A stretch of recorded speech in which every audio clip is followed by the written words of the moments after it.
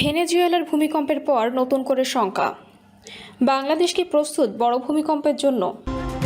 মাত্র 4 দিনে 17,50,000 টাকা দানবক্সে। শাহজালাল মাজারের টাকা কোথায় যায়? চীনের নতুন অর্থনৈতিক করিডোর, বিপদে পড়ছে ভারত। মৌলিক সংস্কার করে ক্ষমতায় ভারসাম্য আনতে হবে বলছেন শফিকুর রহমান। এবং সর্বশেষ জানাবো, বিধানসভায় 10,000 পুশব্যাকের বিষয়ে বাংলাদেশ দালিলিক তথ্য নেই বলছেন স্বরাষ্ট্রমন্ত্রী। দর্শক শুনছিলেন সংবাদ শিরোনাম, এবার জানিয়ে দিব বিস্তারিত সংবাদ। তবে তার আগে অনুরোধ থাকবে ভিডিওটিতে একটি লাইক দিন এবং ভিডিও সম্পর্কে আপনাদের গুরুত্বপূর্ণ মতামত কমেন্ট করে জানিয়ে দিন। ভেনেজুয়েলার ভূমিকম্পের পর নতুন করে শঙ্কা, বাংলাদেশ কি প্রস্তুত বড় ভূমিকম্পের জন্য? ভেনেজুয়েলার শক্তিশালী ভূমিকম্পের পর বাংলাদেশের বড় ধরনের ভূমিকম্পের ঝুঁকি নিয়ে নতুন করে আলোচনা শুরু হয়েছে। বিশেষজ্ঞরা বলছেন, দেশের বিভিন্ন সক্রিয় ভূফাটলে দীর্ঘদিন ধরে শক্তি সঞ্চিত থাকায় ভবিষ্যতে ভয়াবহ ভূমিকম্পের সম্ভাবনা উড়িয়ে দেওয়া যায় না।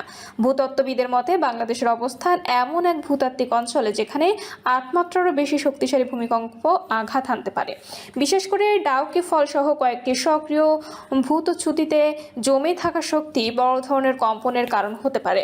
ঢাকা বিশ্ববিদ্যালয়ের আর্থ অবজারভেটিভ সাবেক পরিচালক অধ্যাপক সৈয়দ হুমায়ুন আক্তার জানিয়েছেন, সিলেট থেকে কক্সবাজার পর্যন্ত বিস্তৃত পাহাড়ি অঞ্চলের নিচে বিপুল পরিমাণ ভূশক্তি জমা রয়েছে।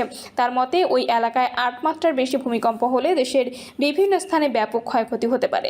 গবেষণার তথ্য অনুযায়ী ঢাকার মাত্র 1% ভবন ধসে পড়লেও প্রায় 6,000 ভবন সম্পূর্ণ ধ্বংস হয়ে যেতে পারে। এতে প্রায় 3 লাখ মানুষের হতাহত হওয়ার আশঙ্কা রয়েছে।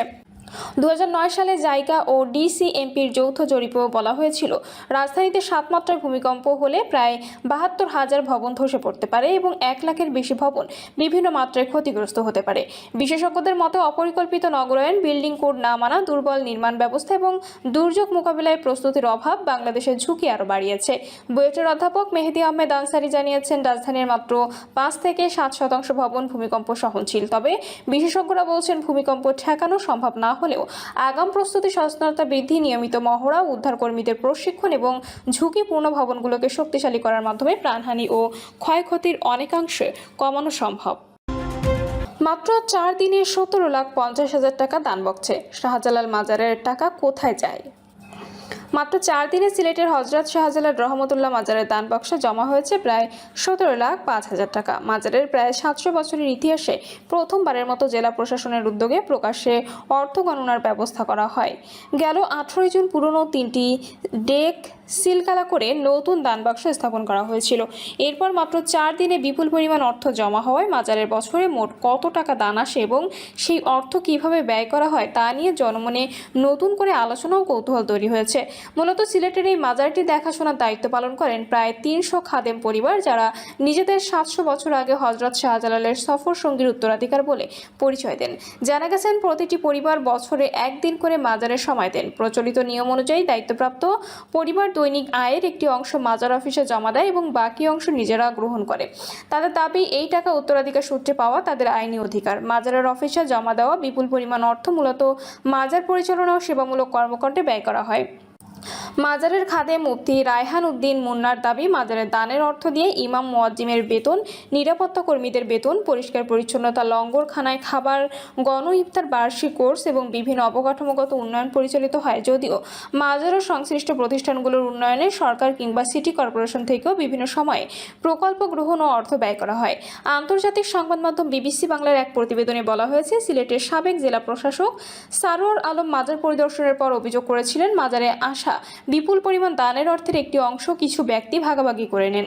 তবে মাজারে খাদেমরা এই অভিযোগ সরাসরি প্রত্যাখ্যান করেন। পরবর্তীতে মাজারের নামে একটি ব্যাংক হিসাব খোলার উদ্যোগ নেওয়া হয়, যেখানে দানের অর্থ সংরক্ষণের সিদ্ধান্ত নেওয়া হয়। এই বিষয়টি নিয়ে মাজার পরিচালনা কমিটির একাংশের মধ্যেও অসন্তোষ দেখা দেয়। একই সময় জেলা প্রশাসনের উদ্যোগে দানবক্স ও ডেক সিলগালা করে নতুন দানবক্স স্থাপন করা হয়।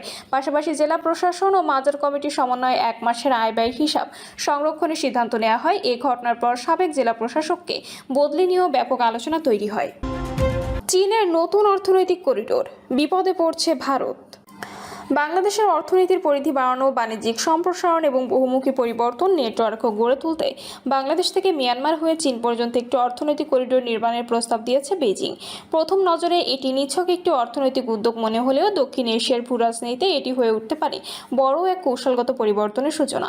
আর এখানে কপাল পুড়তে পারে ভারতের, কারণ দীর্ঘদিন ধরে বাংলাদেশ ভারতের সবচেয়ে গুরুত্বপূর্ণ প্রতিবেশী এবং স্থল বাণিজ্যের অংশীদার। একই সঙ্গে ভারতের উত্তর পূর্বাঞ্চল নিরাপত্তা, যোগাযোগ ও ট্রানজিট ব্যবস্থায় বাংলাদেশের পূর্বাবস্থান অত্যন্ত গুরুত্বপূর্ণ। এমন পরিস্থিতিতে যদি চীন বাংলাদেশের আরও গভীর অর্থনৈতিক ও অবকাঠামোগত উপস্থিতি তৈরি করে, তবে নয়াদিল্লি সেটিকে কেবল একটি অর্থনৈতিক উদ্যোগ হিসেবে নয়, বরং দক্ষিণ এশিয়ার শক্তির ভারসাম্যের একটি কৌশলগত পরিবর্তন হিসেবে দেখবে। এই করিডর বাস্তবায়িত হলে বাংলাদেশের রপ্তানি ও আমদানির ক্ষেত্রে ভারতের উপর বিদ্যমান নির্ভরতা কিছুটা কমে চীনের সঙ্গে বাণিজ্যিক সম্পর্ক আরও গভীর হতে পারে। একই সঙ্গে বাংলাদেশ বিকল্প সরবরাহ শৃঙ্খল, নতুন বিনিয়োগ এবং আঞ্চলিক ট্রানজিট সুবিধা পাওয়ার সুযোগ সৃষ্টি করবে। এছাড়া এই করিডোর সফল হলে চীনের অর্থনৈতিক ও কূটনৈতিক প্রভাব বাংলাদেশে আরও বিস্তৃত হওয়ার সম্ভাবনা রয়েছে। ভবিষ্যৎ অবকাঠামো, জ্বালানি, শিল্পাঞ্চল, রেল, বন্দর উন্নয়ন সহ বিভিন্ন খাতে চীনা বিনিয়োগ বাড়তে পারে। এর ফলে দক্ষিণ এশিয়ায় চীনের উপস্থিতি আরও শক্তিশালী হবে, যা ভারতের জন্য দীর্ঘমেয়াদী কৌশলগত চ্যালেঞ্জ তৈরি করতে পারে। আরও একটি গুরুত্বপূর্ণ বিষয় হলো মিয়ানমার। করিডোরটি বাস্তবায়নের জন্য মিয়ানমারের রাজনৈতিক স্থিতিশীলতা অপরিহার্য, কিন্তু দেশটি বর্তমানে গৃহযুদ্ধ ও সংঘাতের মধ্যে রয়েছে। ফলে নিরাপত্তা, বিনিয়োগ এবং প্রকল্প বাস্তবায়ন সবকিছুই বড় চ্যালেঞ্জের মুখে পড়তে পারে। অন্যদিকে বাংলাদেশের জন্য বিষয়টি একটি ভারসাম্যের পরীক্ষা। একদিকে চীনের বিপুল পরিমাণ বিনিয়োগ এবং অবকাঠামোগত সুযোগ, অন্যদিকে ভারতের সঙ্গে দীর্ঘদিনের রাজনৈতিক, অর্থনৈতিক ও নিরাপত্তা সহযোগিতা।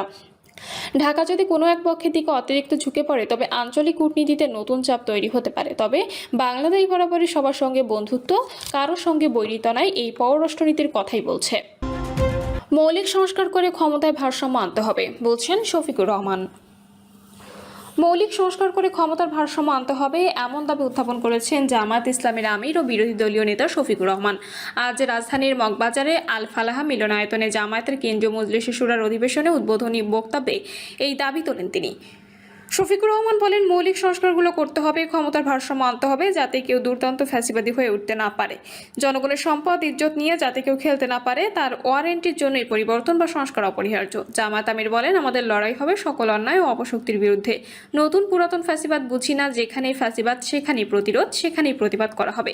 ফ্যাসিবাদের বিরুদ্ধে আমাদের লড়াই অব্যাহত থাকবে। চলতি বছরের 12 ফেব্রুয়ারি সাধারণ নির্বাচন ও সংস্কারের জন্য সংস্কার পরিষদ গঠনের লক্ষ্যে গণভোট অনুষ্ঠিত হয় উল্লেখ করে তিনি বলেন, জনগণ একই দিনের 2টি ভোট দিলেও একটি ভোটের মূল্যায়ন করা হলো, আরেকটি ফেলে দেওয়া হলো, অথচ কোনোটি অগুরুত্বপূর্ণ নয়। বিরোধী দলীয় নেতা বলেন, শাসনের যে ধারা অতীতে শাসকদের ফ্যাসিবাদী করে তুলেছিল, জনগণ চেয়েছিল সেই ধারার পরিবর্তন হোক। এই পরিবর্তনের জন্য ব্যাপক সংস্কার অপরিহার্য। দীর্ঘদিন জাতীয় ঐক্যমত্য কমিশনে গুরুত্বপূর্ণ 31টি রাজনৈতিক দল একত্রে মাসের পর মাস সংলাপের পর জুলাই সনদ তৈরি করলো। তার ভিত্তিতেই গণভোট অনুষ্ঠিত হয়। আফসোস, বর্তমান সরকারি দল প্রায় 70% মানুষের রায়কে অগ্রাহ্য করলো, ফলে কোনো পরিবর্তন আসলো না। সরকার ইতিমধ্যে সকল মৌলিক বিষয়কে অগ্রাহ্য করেছে মন্তব্য করে শফিকুর রহমান বলেন, তারা স্বাধীন বিচার বিভাগ, স্বাধীন দুর্নীতি দমন কমিশন, স্বাধীন মানবাধিকার কমিশন, স্বাধীন গুম কমিশন ও স্বাধীন নির্বাচন কমিশন চাচ্ছেন না। ফলে যে জায়গাগুলোর কারণে ফ্যাসিবাদী কায়েম হয়েছিল সেসব আগের জায়গায় থেকে গেল। শফিকুর রহমান বলেন, জনগণ আজ শুধু হতাশ নয়, ক্ষুব্ধ।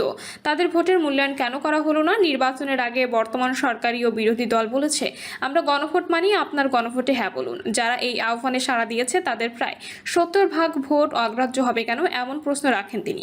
বিরোধী দলীয় নেতা বলেন, জনগণের দেওয়া রায় সরকারি দল অগ্রাহ্য করলেও আমরা বিরোধী দল অগ্রাহ্য করব না।